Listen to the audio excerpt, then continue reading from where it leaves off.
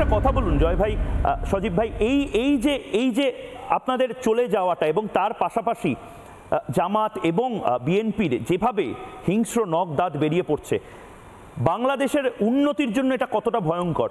আমরা দেখছিলাম চোখের সামনে ভারতীয় হয়ে বাংলাদেশ জিডিপিতে এগোচ্ছে, বাংলাদেশ উন্নয়ন করছে, বাংলাদেশের চাকরি আসছে, ট্রেন লাইন হচ্ছে। ভারতের বন্ধুত্ব আসলে কি বাংলাদেশের জন্য ভালো না খারাপ? না, ভারতের বন্ধুত্ব তো অবশ্যই ভালো, তবে উন্নয়ন হচ্ছিল শুধুমাত্র শেখ হাসিনার জন্য, ওনার পরিশ্রমের জন্য, ওনার সরকারের জন্য। এটা বাংলাদেশের ৭৫-এর পর থেকে একটি মাত্র সময় ১৫ বছর, যেটাকে কিন্তু বাংলার মানুষ মনে রাখবে as the golden period of Bangladesh. তবে সেই উন্নয়ন কিন্তু এখন থেমে গেল। এখন আজকে দেখছেন যে এটা তো মানে কি বলবো, অ্যানার্কি চলছে। আর বিএনপি জামাত দুবার ক্ষমতায় ছিল, তারা তো একবারও কোনো উন্নয়ন করতে পারেনি। শেখ হাসিনা এই মুহূর্তে কোন দেশে যাবেন? ভারতে আছেন, কিন্তু কোন দেশে আপনার মা আলটিমেটলি যাবেন, থাকবেন? সেটা কোনো সিদ্ধান্ত নেওয়া হয় নাই। বর্তমান তিনি দিল্লিতে আছেন, আমার বোন দিল্লিতে থাকেন, তো তিনি ওখানে থাকবেন কিছুদিন। কোথায় আলটিমেটলি থাকবেন সেটা কোনো সিদ্ধান্ত নেওয়া হয় নাই। আপনারা বাংলাদেশে আর ফিরবেন না? আপনাদের ধানমন্ডির বাড়ি, ঢাকা, এখন বাংলাদেশে আমরা কিভাবে ফিরবো? আমাদের বাড়ি তো পুড়িয়ে ফেলেছে, আমাদের বাড়ি পুড়িয়ে ফেলেছে, আমাদের সকলের বাড়ি পুড়িয়ে ফেলেছে।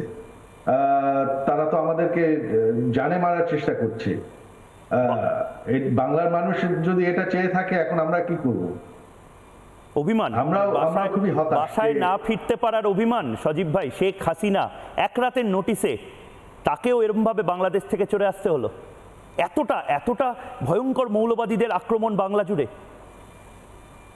হ্যাঁ, এখন কি করব? তিনি সিদ্ধান্ত নিয়েছিলেন যে ছাত্রদের উপর গুলি করা হবে না। এখন তারা যেভাবে আক্রমণ করতে আসলো, তখন দেখা গেল যে ওনার পদত্যাগ করার ইচ্ছা ছিল, তিনি প্ল্যান করে ফেলেছিলেন পদত্যাগ করার একদিন আগেই। তবে ওনার প্ল্যান ছিল যে ভাষণ দিয়ে পদত্যাগ করে একটি কনস্টিটিউশনাল ভাবে যাতে একটা শৃঙ্খল ট্রান্সফার অফ পাওয়ার হয়, সেটা ছিল ওনার প্ল্যান। তবে তারা যখন গণভবনের দিকে আগানো শুরু করে, তারা ঘোষণা দেয় যে গণভবন আক্রমণ করবে, তখন আমরা সবাই, মা কিন্তু বাংলাদেশ ছাড়তে চাননি। আমরা পরিবারে আমরা তাকে দাবি করেছি যে না, তোমার বাংলাদেশ থেকে বেরিয়ে যেতেই হবে, কারণ এরা তোমাকে হত্যা করবে। মানে আপনার নানার মতন শেখ মুজিবুর রহমান, দাদুর মতন আপনার মাকেও হত্যা করা হতে পারে, এটা আশঙ্কা করেই শেখ হাসিনাকে আপনারা নিয়ে চলে যেতে বলেন? জি, আমরা ওনাকে কনভিন্স করি, ওনাকে আমরা বুঝাই। তো শেখ হাসিনা কি দুর্বল হয়ে পড়লেন? শেখ হাসিনা এটা আবার ফিরে আসার চেষ্টা করতে পারেন না? বাঙালিকে যে যাদের বলছেন শেখ হাসিনা, দেখেন তিনি 3 বার, আমার পরিবার এটা 3 বার করেছে। শেখ হাসিনা আর কত করবে? শেখ হাসিনা এত কিছু করার পরেও শেখ হাসিনাকে বাংলার মানুষ বের করে দিল, হত্যা করতে গেল। তো আমরা চাই না এখন আর, এটা আর আমাদের ফ্যামিলির দায়িত্ব না। মানে আপনি বলছেন কি হবে সেটা আর আমাদের। গতকাল আপনার মা খুন হয়ে যেতে পারতেন গণভবনে, যেভাবে অন্যান্যদের পিটিয়ে মারার চেষ্টা হয়েছে সেভাবে আপনার মাকে পিটিয়ে মারা হতে পারতো যদি তিনি না হেলিকপ্টার করে চলে যেতেন। অবশ্যই পিটিয়ে মারা হতো শেখ হাসিনাকে। বাংলাদেশের মাটিতে পিটিয়ে মারার কথা বলছেন আপনি?